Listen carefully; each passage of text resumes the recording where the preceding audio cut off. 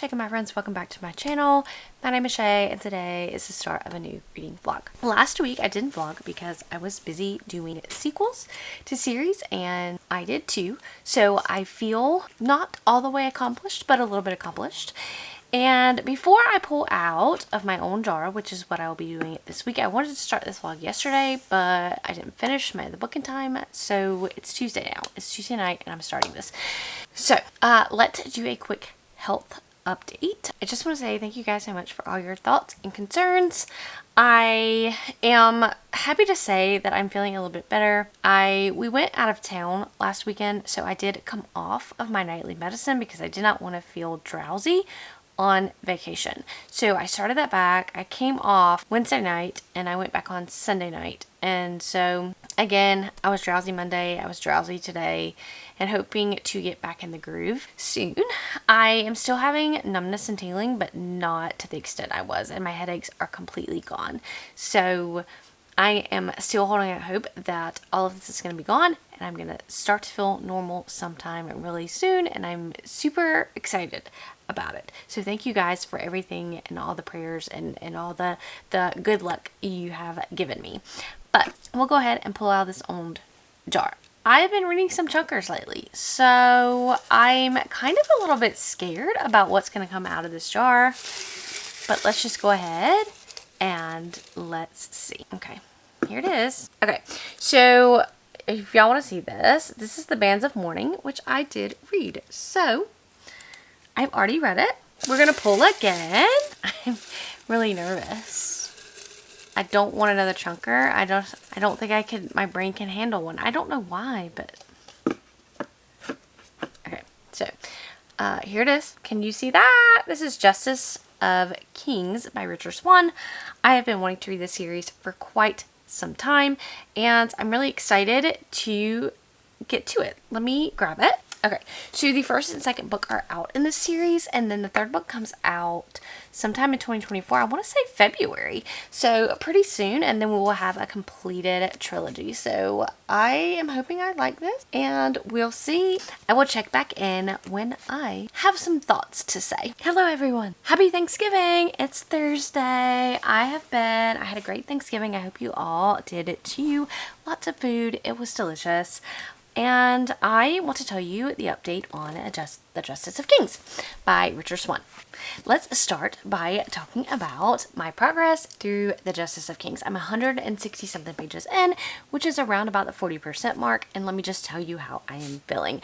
So the main story plot here is Conrad, I think it's Conrad. Yeah, Sir Conrad von Valt is a justice for the Empire.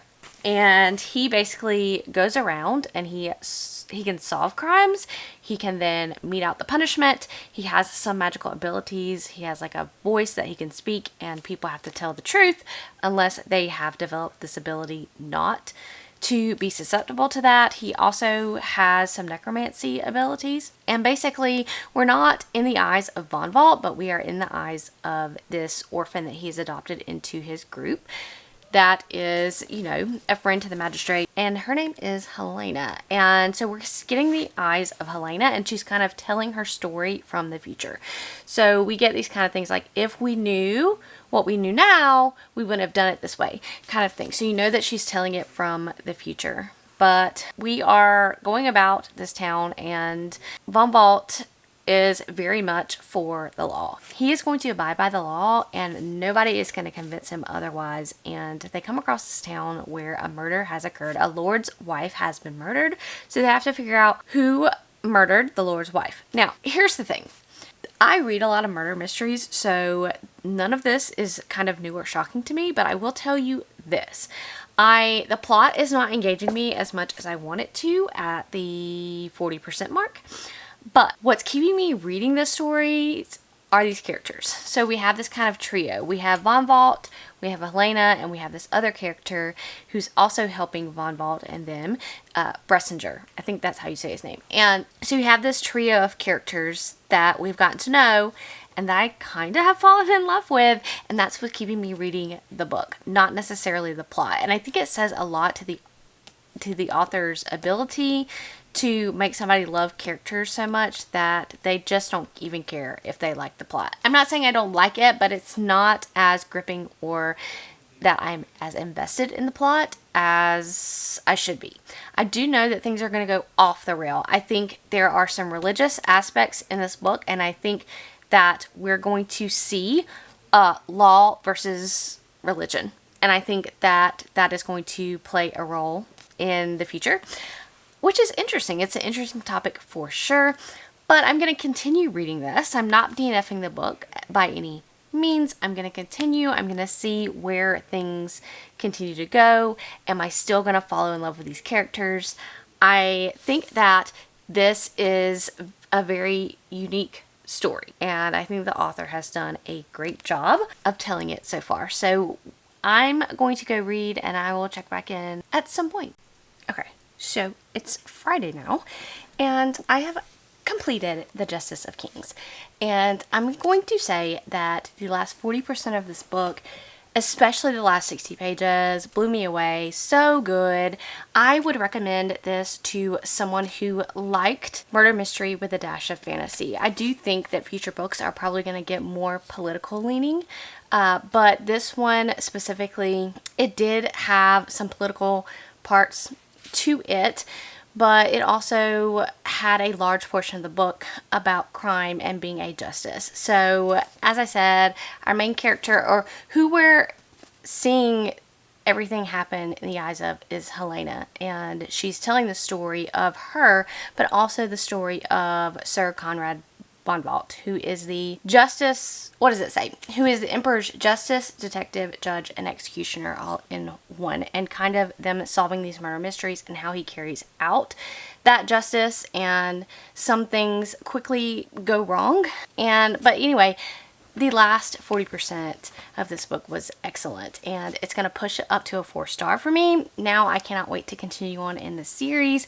I do think it started out a little slowly at first, but I get that we're trying to establish those characters, because let me tell you something, if Richard Swan does anything right, it's his characters. Because even if I did not like this plot, even if I did not like the last 40% of this book, I still would continue on, because just the characters he has established have pulled me in to want to know and be invested in those characters, to know what goes on in the future. So this gets a 4-star from me, and the third book comes out, I believe, this coming February, so I will quickly, hopefully, try to complete this series. Now, I'm going to pull one more book out of my own jar for this month.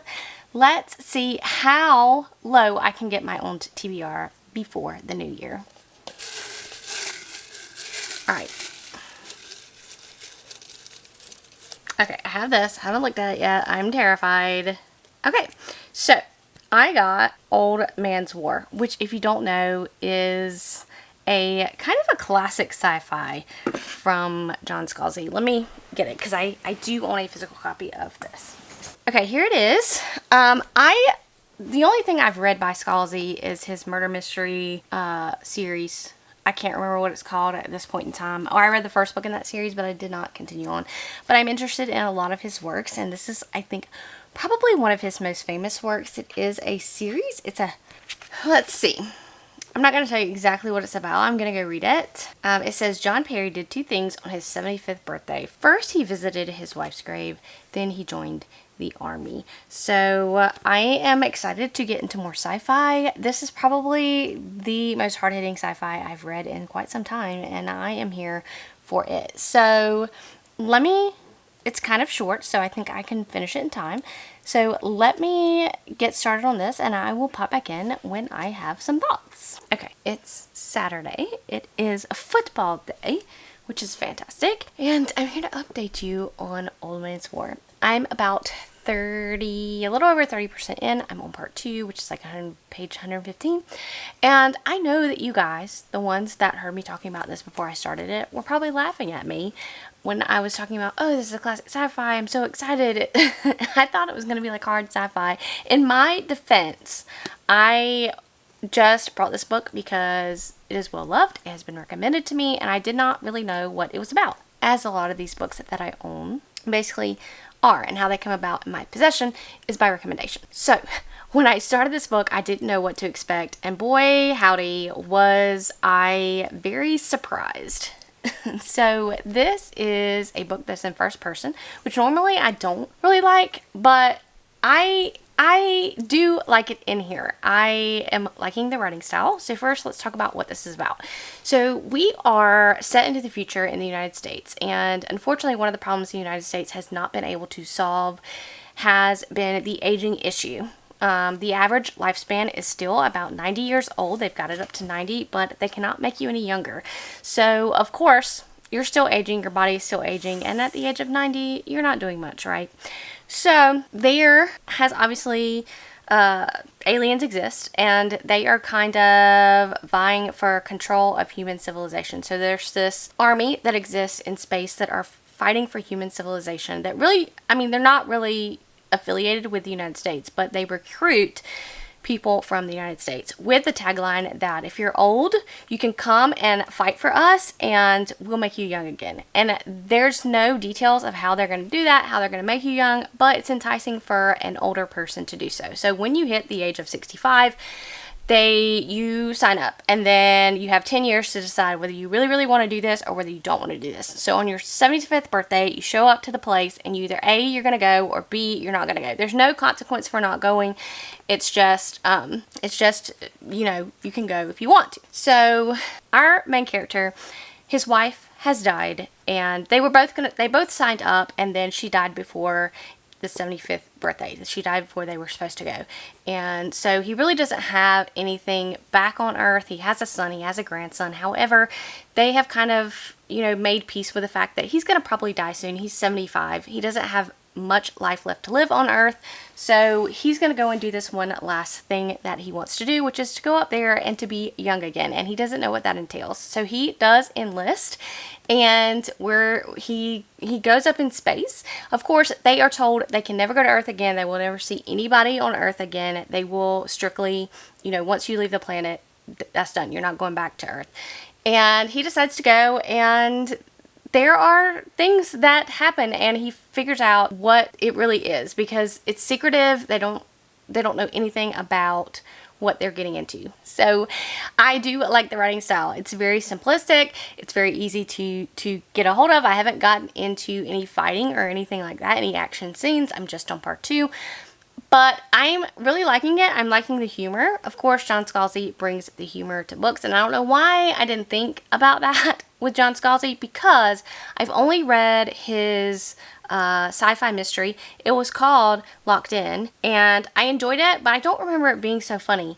But a lot of the books I think that he reads is funny. Secondly, I did not know this was such a long series. I think this series is like 6 books long, and it has a bunch of companion series as well, which is interesting because when we hear about Old Man's War, I only hear about Old Man's War, and I don't hear about people moving on in the series. So it'll be interesting to see if I want to move on in the series and what happens with that. But for now, I'm enjoying my time. This is exactly what I needed, and I'm going to keep reading and hopefully finish this one soon, but it's shaping up to be a good one. I'm going to wrap this vlog up now. I finished Old Man's War, and I'm going to give it 4 stars. I really enjoyed it. I liked the first half a little bit more than the second half, and I don't want to give out spoilers, but I really love the idea of this world and how he built it, and it's a spoiler to talk about it because that's the mystery that is at the beginning of this book. What does it mean to enlist in this intergalactic army?